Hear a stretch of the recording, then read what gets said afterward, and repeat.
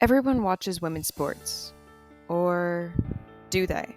We will answer that question in the next few moments through the lens of the University of Texas Longhorns and college women's basketball. The University of Texas was one of the first original women's college basketball teams, and it was created in 1974 as a result of the Title IX Amendment. Title IX is an educational amendment that was established equal opportunity for all individuals regardless of sex. This is what led to the creation of the women's basketball team, but the team didn't quite take off until 1976 when Joni Conrad became the head coach. She would later lead them to win a national championship, which led to them being invited to the White House, where President Ronald Reagan said that the UT Longhorns capture the admiration of the entire country. So we may be on the path to everyone watching women's sports. But head coach Jodi Conrad wanted to show that sports was about more than just the game, which is why she created the Neighborhood Longhorns program. You can learn more about the Neighborhood Longhorns program and everything that it's done for the Austin community within this timeline. But essentially, the program aimed to increase retention rates and involvement of minority groups within the education system. And while there is a rich history between Jodi Conrad's time as head coach and Vic Schaefer, it's important to note that women's basketball didn't quite take off during these initial years, and we don't start to see a surge until we get to the most recent times, which is 2020, when Vic Schaefer became the new head coach of the University of Texas women's basketball team.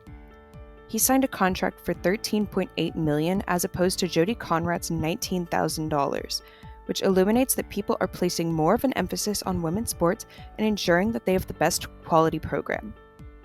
There's evidence to support this, especially when we look at the 2024 NCAA March Madness tournament. The University of Texas broke its own records and had monumental moments throughout the season, but the entire sport of basketball shattered the glass ceiling that was put before them. UT's final round had 6.2 million viewers watching this, and this was in part due to ESPN placing the emphasis on streaming every single game of the tournament. This had never happened before, and we start to see an increase in attention and storylines, such as the LSU-Iowa rivalry, stars such as Caitlin Clark, South Carolina having an undefeated season, and Shaquille O'Neal's niece Angel Reese. The sport is indeed growing. But what was also growing in 2024 was the SEC. In 2024, Oklahoma and Texas officially joined the Southeastern Conference. This proves that the increase in competitiveness in the SEC, and after 21 years, Texas women's basketball climbed the ladder and claimed the number one spot of the AP polls. After defeating 3 top 10 ranked SEC teams, they were also regular season champions and made their first appearance in the championship of the SEC tournament. But looking at this at a broader spectrum, women's basketball has also soared in popularity professionally. A large part of it has to do with incoming rookies and the storylines that were built during college basketball.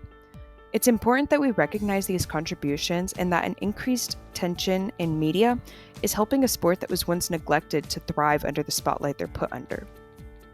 While there is still plenty of room to grow in making women's sports just as notable as male sports, we can already see that investing more time and resources into giving these sports awareness is helping foster the equality that Title IX strive to create.